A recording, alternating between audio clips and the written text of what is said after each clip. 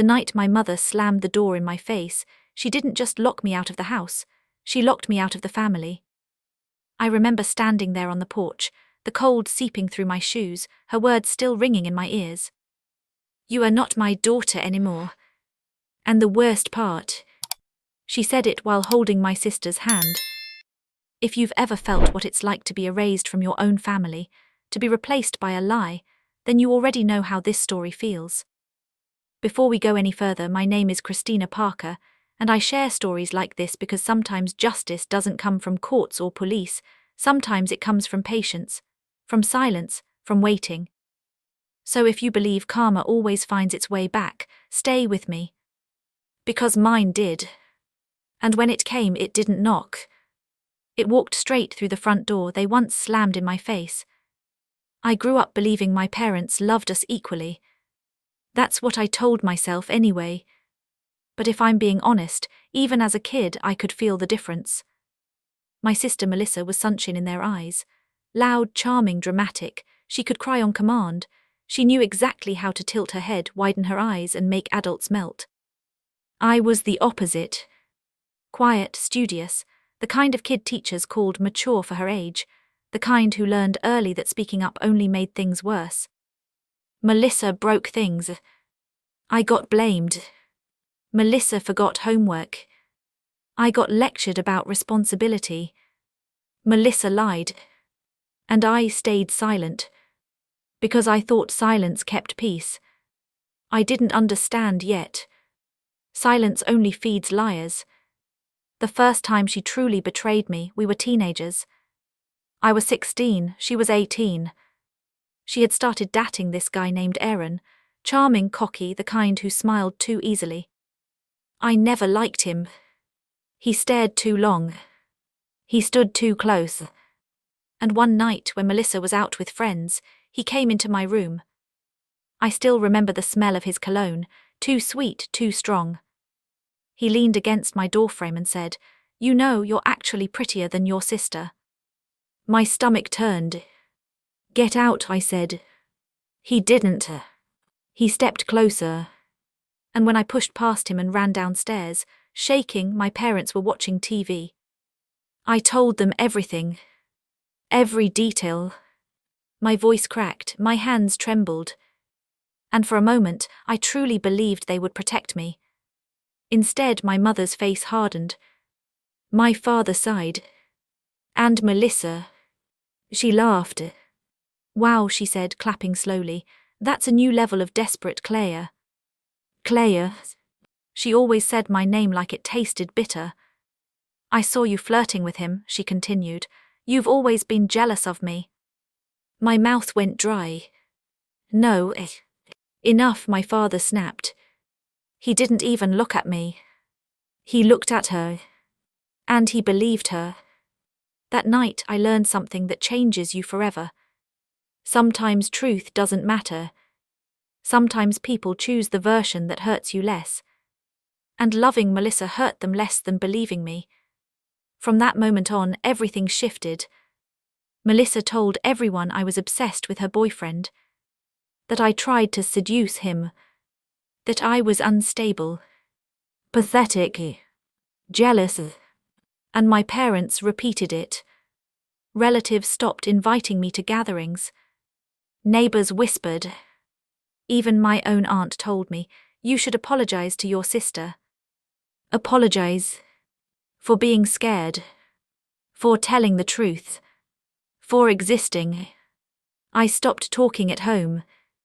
I spent hours locked in my room, staring at the ceiling, replaying everything. Wondering what I could have done differently. Wondering why my parents never once asked me privately, "Are you okay?" They didn't want to know. Because knowing meant admitting they failed. And they never could. The final breaking point came 6 months later. Melissa staged something that destroyed what little trust remained. She went into her bedroom one evening and started screaming. When my parents rushed in, she was crying hysterically. Holding a torn shirt. Pointing at me. "She attacked me," she sobbed. "She hates me," she tried to choke me. I had been downstairs. doing homework. But facts didn't matter. Tears did. My father dragged me into the living room. His hands were shaking. With anger. "Why do you keep doing this?" he shouted. "Why can't you just accept that she's happy?" "I didn't do anything," I whispered. My mother's voice cut like ice. "You're sick, Claire." Sick. That word echoed in my skull. And then came the sentence that shattered everything. "You can't live here anymore." Just like that. No investigation. No hesitation. My bags were packed within an hour. Melissa stood in the hallway watching. Not crying. Not upset. Smiling. A small, satisfied smile that told me everything. She wanted this. She needed me gone. As I stepped out the door with 2 suitcases and nowhere to go, my mother said the words that would haunt me for years. "Until you admit what you've done, you're not our daughter." The door slammed. And I stood there in the dark. Homeless. Disowned. And completely alone. That was the night I stopped being a daughter. And started becoming something else. Something quieter. Something colder. Something patient. Because even then, at 18 years old, with tears freezing on my cheeks, I made a silent promise to myself. One day the truth would come back. And when it did, they wouldn't be ready. Years passed. Years of struggle. Years of building a life from nothing. I worked 3 jobs while finishing college. I slept in a shared apartment with peeling paint and a broken heater. I ate instant noodles more nights than I can count. But pain has a strange way of sharpening you. Every rejection hardened me. Every lonely birthday strengthened me. I stopped craving their love. I stopped waiting for apologies. I stopped imagining reconciliation. Instead, I focused on power, education, stability, control. I went into financial law. Because I learned early, money and paperwork decide who wins. And I became very, very good at it. By 32, I had something I never imagined back on that freezing porch. My own firm. A penthouse apartment. Respect. And silence. Beautiful, peaceful silence. I hadn't spoken to my family in 14 years. Not a call. Not a message. Nothing. Until the day my phone rang, and I saw my mother's name on the screen. My hands went cold. My chest tightened. Because deep down I knew. People like them don't call to apologize. They call when they need something. And when I answered, her voice wasn't warm. It wasn't loving. It was desperate. "Claire," she said, trembling, "we need your help." That single sentence opened the door to everything they once slammed shut. And I smiled. Because for the first time in my life, they needed me more than I had ever needed them. And this time, I was the one holding the power. But what they didn't know was that helping them would be the beginning of the most devastating revenge they could ever imagine. And it would start with a secret about my sister that had been buried for 14 years. A secret that would destroy her, the same way she once destroyed me. I didn't answer her right away. Not because I was shocked. Not because I was emotional. But because I wanted her to sit in that silence, the same kind of silence she left me in for 14 years. I let 5 seconds pass. Then 10. I could hear her breathing on the other end, uneven, nervous. Finally, she spoke again. "Claire, please." That word. Please. I almost laughed. Because I couldn't remember a single time in my childhood when she had ever said it to me. I leaned back in my chair, staring at the skyline outside my office window. "What do you need?" I asked calmly. There was a pause. Then she said something that made my stomach tighten.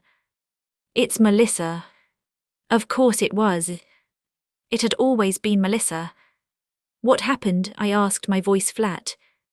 "She's in serious trouble," my mother whispered. "Legal trouble."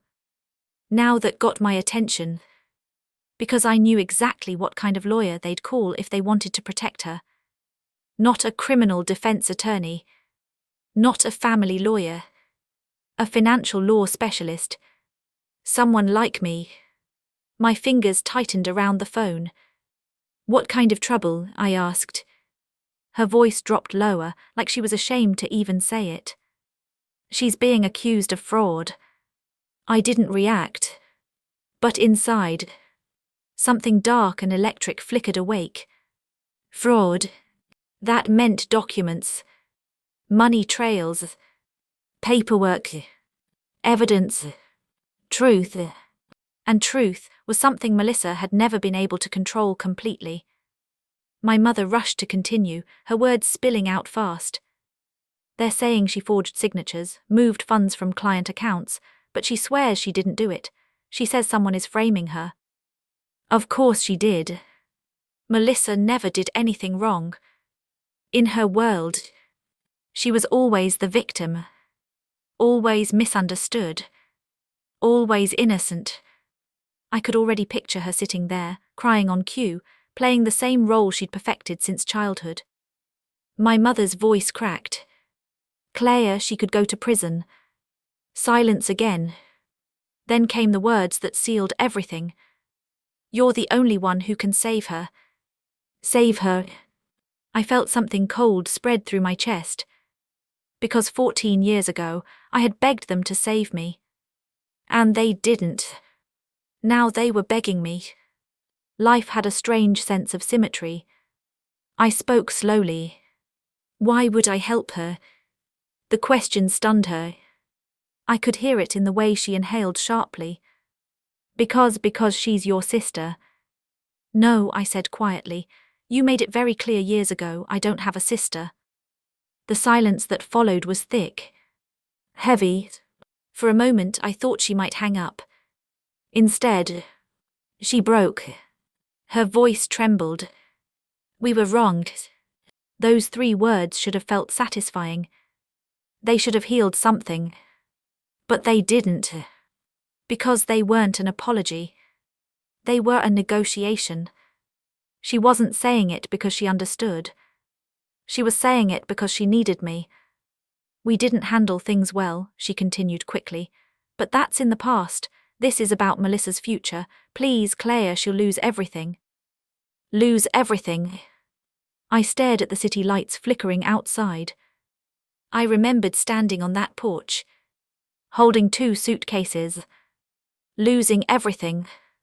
And that was the moment I made my decision. Not out of kindness. Not out of forgiveness. But because opportunity had just walked straight into my life and handed me exactly what I needed. I exhaled slowly. "I'll look at the case," I said. Her relief was immediate. "Oh, thank God." "But," I cut in, my tone firm, "I'm not doing this for free, and I don't want to deal with emotional drama.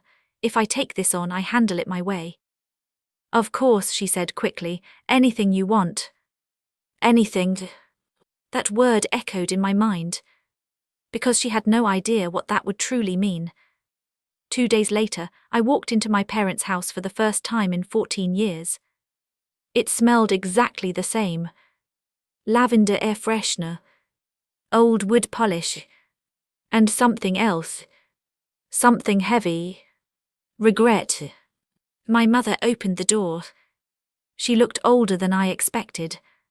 Smaller. Her eyes widened when she saw me. Like she wasn't sure I was real. "Claire." She reached out slightly, like she might hug me. I stepped past her without stopping. The message was clear. This wasn't a reunion. This was business. My father stood in the living room. He looked uncomfortable. Guilty. But he didn't apologize. He never would. Instead, he nodded stiffly. "Thank you for coming." I didn't respond, because gratitude without accountability meant nothing to me. And then I saw her, Melissa, sitting on the couch, perfectly styled, perfectly dressed. Even now, even facing potential prison, she looked like she was about to attend a social event. Her eyes locked onto mine, and for a split second, the mask slipped. I saw it. Fear. Real, raw fear. But it vanished just as quickly, replaced by a soft, trembling smile. "Claire," she said gently, "I knew you'd come." Her voice was sweet, familiar, manipulative, exactly the same. I sat across from her and placed my briefcase on the table. "Let's skip the performance," I said calmly. "Tell me everything." Her lips tightened slightly. She wasn't used to being spoken to like that. She began explaining. She worked as a financial manager for a mid-sized investment firm. Large client accounts, millions in assets, and according to the charges, funds had been quietly diverted over 3 years, transferred into shell accounts, then disappeared, all traced back to her authorization codes, her digital signature, her credentials. She clasped her hands, eyes shining with tears. "I didn't do it," she whispered. "Someone set me up." I watched her carefully, studying her micro-expressions, her breathing, the timing of her pauses, because after years in law, I had become an expert at reading liars. And something about her story didn't sit right, not because she was innocent, but because she was too rehearsed, too polished, like she had practiced this speech 100 times. I leaned forward slightly. "Show me the evidence they have." She hesitated, just for a fraction of a second. Then she handed me a folder, and as I flipped through the documents, I felt it. That same cold, electric sensation I'd felt on the phone. Because buried inside the financial records was something that changed everything. A detail so small most people would miss it. But I didn't. Because I recognized it immediately. A pattern in the forged signatures. A subtle handwriting habit. One I had seen before. Many times. 14 years ago. On fake notes. Fake complaints. Fake accusations. The exact same style Melissa had used. When she forged evidence to frame me, my pulse slowed. Not from shock. From certainty. She wasn't being framed. She had done this. And this time, there was proof. Real proof. The kind that couldn't be cried away, or manipulated, or lied out of. I closed the folder gently, and looked up at her. She stared back, waiting, hopping, trusting, because she believed something very simple. She believed I still wanted her approval. She believed I still craved being accepted. She believed I would protect her, just to finally belong. And that's when I realized something. My revenge didn't need rage. It didn't need shouting. It didn't even need confrontation. It just needed patience. Because Melissa had handed me the perfect weapon. Her own lies. And I knew exactly how to use them. I smiled politely. "I'll take the case," I said. Relief flooded her face instantly. "Thank you," she whispered. But inside, a quiet voice in my mind finished the sentence she didn't hear. "I'll take the case. And I'll take you down with it. Because this time, the truth wouldn't be silenced. And when it finally came out, it wouldn't just ruin her life. It would force my parents to face the one thing they had avoided for 14 years. The reality that they had destroyed the wrong daughter. And soon, They were going to watch it happen all over again. Except this time, they wouldn't be able to blame me. I didn't sleep that night. Not because I was stressed. Not because I was afraid. But because for the first time in 14 years, my mind was completely clear. There's a strange calm that comes when you finally hold the truth in your hands. A quiet, steady certainty. Like the moment before a storm breaks. I sat at my desk in the dark, the city glowing below, Melissa's case files spread out in front of me. Every transaction, every timestamp, every digital authorization trail. And as I traced the patterns, one thing became undeniable. She hadn't just stolen money. She had done it methodically, carefully, over years. Small amounts at first, then larger transfers, hidden behind layers of shell accounts.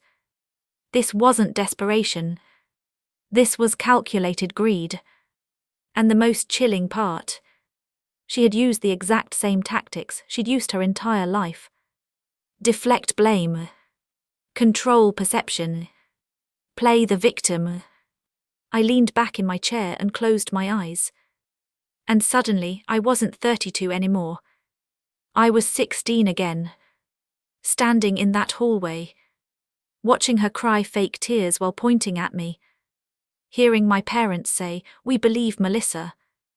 That memory still had weight. Still had teeth. But it didn't hurt anymore. It fueled me. Because now I finally understood something. Melissa's greatest strength had always been people. Emotion. Manipulation. But her greatest weakness. Evidence. Paper doesn't cry. Documents don't lie. And this time, everything was documented. I opened a second file. One I had kept hidden for 14 years. A small envelope. Yellowed with age. Inside were copies of things no one else knew I still had. The fake school complaint she once forged to get me suspended. The altered note she created to make it look like I threatened her. And most importantly, a handwriting sample from back then. I placed it beside the financial authorization signatures from her fraud case. The resemblance was unmistakable. The same looping M. The same pressure marks. The same slight tilt at the end of certain letters. A pattern. A signature of deception. My pulse slowed as realization settled fully. I didn't need revenge in the dramatic sense. I didn't need to scream or confront. All I needed to do was let the truth surface, and make sure it surfaced in the most public, undeniable way possible.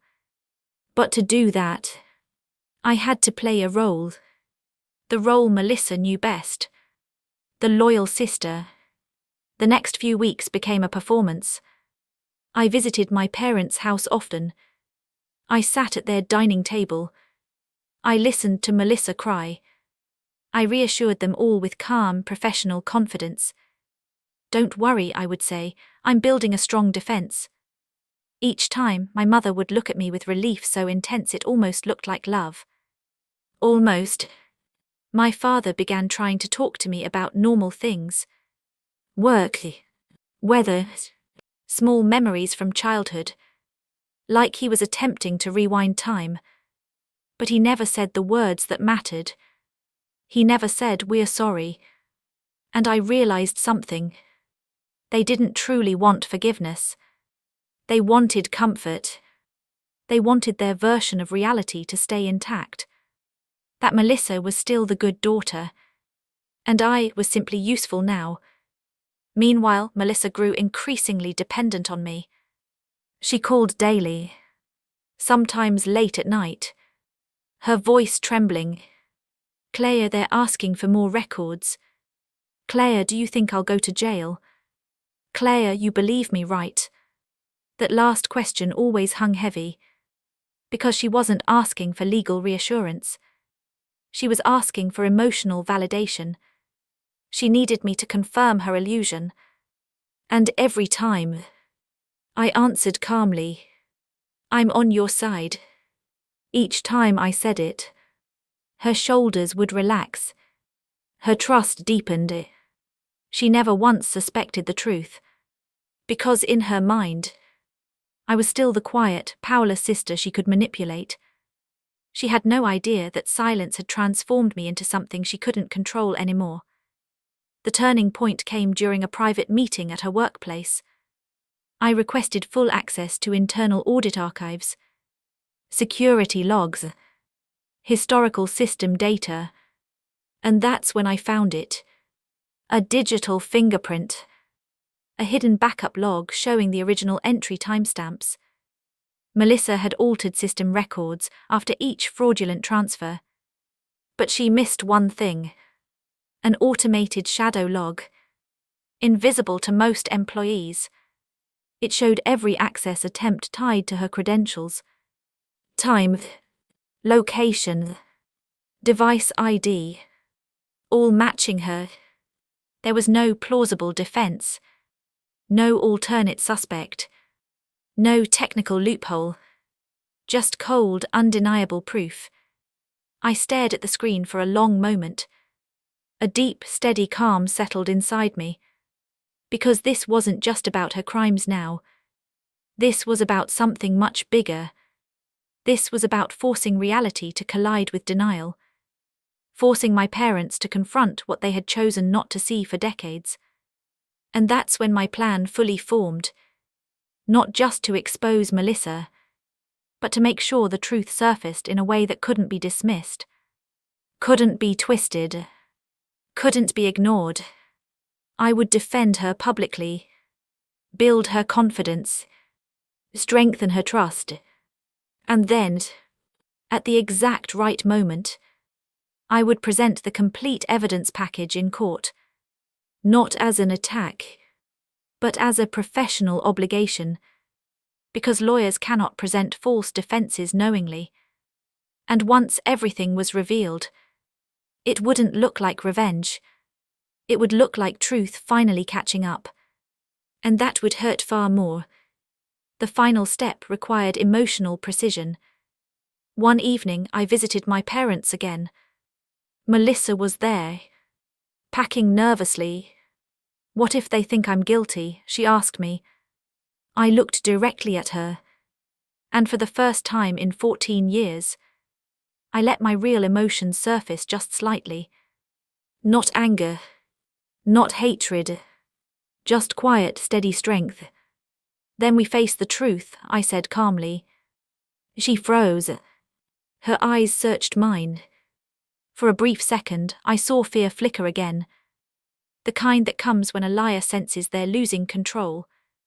But she quickly smiled. Nervously. "You've always been so serious," she said. "You think too much." I didn't respond. Because in that moment, I realized something powerful. She had never truly known me. She had only known the version of me she could dominate. That version was long gone. And soon, she was going to discover just how much. The trial date was set. 6 weeks away. And as the days counted down, the tension inside me didn't feel heavy. It felt focused. Sharp. Like a blade being honed slowly. Every piece of evidence organized. Every document indexed. Every timeline perfected. Not for revenge. For precision. Because when the moment came, it had to be flawless. There could be no loopholes. No doubt. No escape. And late one night, as I sealed the final evidence folder, a memory surfaced again. That night on the porch. The cold air. The slammed door. My mother's voice saying, "You are not my daughter anymore." I closed my eyes and whispered softly into the quiet room, "You were right." Because I wasn't that daughter anymore. I had become something else entirely. Something they never expected. Something Melissa could never manipulate again. And soon, when the courtroom doors opened, they were going to see exactly what they had created. Because the day of the trial wouldn't just decide Melissa's fate. It would decide the truth of our entire family. And when it finally came out, it would change everything forever. The morning of the trial, I woke up before sunrise. Not because I was anxious, but because my body felt still. Perfectly still. Like the world had gone quiet before something irreversible. I stood in front of my bathroom mirror, buttoning my blazer, watching my own reflection carefully. 14 years ago, I had stood in another mirror, red-eyed and shaking, wondering what was wrong with me. Wondering why I wasn't enough to be believed. Now, the woman staring back at me didn't look broken. She looked calm, composed, certain. And that certainty was the most powerful thing I had ever felt. Because today, I wasn't walking into court to fight. I was walking in to reveal. The courthouse smelled like polished wood and tension. Melissa sat beside me at the defense table. Her fingers twisted together constantly. Her knee bounced under the desk. For the first time in her life, she wasn't in control of the room. She leaned toward me and whispered, "You've got this right." I looked at her calmly. "I've prepared everything." Which was true. Just not in the way she believed. Behind us, my parents sat in the gallery. My mother clutched a tissue. My father stared straight ahead, jaw tight. They didn't look at me. They couldn't. Because deep down they knew something was coming. People always sense the moment their illusions are about to break. Even if they can't name it yet. The prosecution began by laying out the financial trail. Transfer after transfer. Account after account. A slow, methodical narrative of fraud. Melissa shook her head constantly, whispering, "That's not true, that's not true." I stayed silent, because I knew something she didn't. This wasn't the part that would destroy her. The real impact would come later, when the truth came from me. When it was my turn to speak, the courtroom grew very quiet. I stood slowly, every movement deliberate, measured, because moments like this aren't about speed. They're about weight. "Your Honor," I began calmly, "my duty as counsel is not only to defend my client, but to present the truth supported by evidence." Melissa nodded beside me, relieved, trusting. And then I continued. During my independent investigation, I uncovered additional records not previously submitted. I placed the evidence binder on the table. A heavy sound. Solid. Final. Melissa's smile flickered slightly. Just slightly. She didn't understand yet. But her instincts were starting to whisper. Something was wrong. I opened the binder and began presenting the shadow log records. Timestamp by timestamp. Device ID by device ID. Location data confirming access only from her workstation. Each piece of evidence landed like a stone dropping into still water.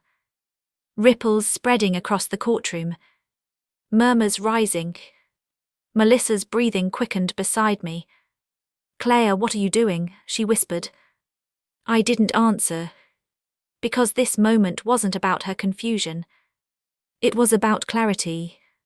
I then presented the handwriting analysis, the pattern comparisons, the forensic documentation linking her signature style across multiple fraudulent authorizations. The prosecutor didn't interrupt. He didn't need to. Because I was doing something no one expected. I wasn't defending. I was revealing. Melissa finally grabbed my sleeve, her voice trembling with disbelief. "Stop, you're supposed to help me." I turned to look at her. And for the first time in 14 years, I allowed every ounce of truth into my eyes. "I am helping," I said quietly. Her face drained of color. "What the?" I'm helping the truth come out. That was the moment it hit her. Not slowly. Not gradually. All at once. Her lips parted. Her eyes widened. And the realization shattered through her like glass. I wasn't on her side. I never had been. She stood suddenly, voice breaking into a scream. You planned this, you're doing this because you hate me. Gasps filled the courtroom. The judge called for order. But Melissa couldn't stop. You've always been jealous, you've always wanted to ruin me. Her words echoed. Familiar. Painfully familiar. Because they were the exact same accusations she had thrown at me 14 years ago. The exact same script. Only now, no one believed her. Because this time, there was evidence. Cold. Concrete. Unarguable. And as she continued shouting, something extraordinary happened. For the first time in her life, her tears had no power. They didn't move anyone. They didn't soften anyone. They just looked desperate. And hollow. Then I heard it. A quiet, broken sound from behind. My mother sobbing. Not loudly. Not dramatically. Just a soft, devastated sound. The kind that comes when denial finally collapses. I didn't turn around. Because I didn't need to. I already knew what her face looked like. The same expression I once wore when they chose Melissa over me. Except now, she couldn't look away from the truth. The verdict came weeks later. Guilty on all counts. Multiple charges. Significant prison sentence. When the judge read the decision, Melissa didn't cry. She just stared straight ahead. Empty. Like someone who had finally run out of stories to tell. After the courtroom cleared, I gathered my files quietly. My parents approached slowly. They looked older than ever. Smaller. Like reality had physically shrunk them. My mother spoke first. Her voice shaking. We destroyed you. Not we were wrong. Not we made mistakes. She finally said it plainly. And for the first time, I saw genuine understanding in her eyes. But something inside me remained still. Because healing doesn't erase history. And some damage changes you permanently. My father's voice broke as he spoke. We chose lies because they were easier than facing the truth. I nodded slightly. Yes, I said calmly, you did. There was a long silence. Heavy. Final. My mother whispered, can you ever forgive us? I thought about that question carefully. Not emotionally. Not impulsively. But honestly. And then I answered.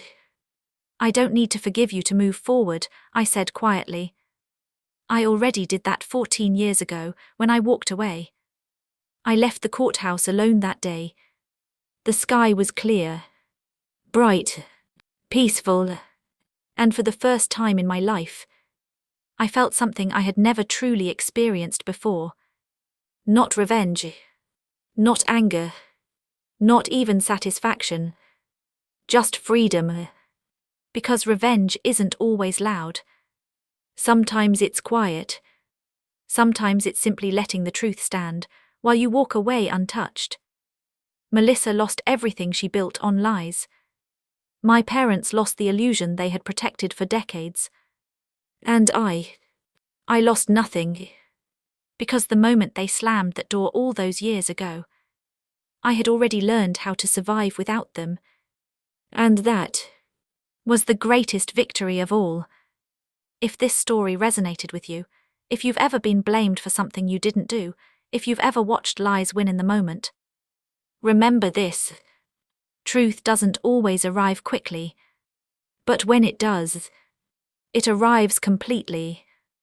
My name is Christina Parker, and if you believe karma always finds its way back, make sure you stay with us for more stories like this. Because sometimes the quietest people carry the strongest endings.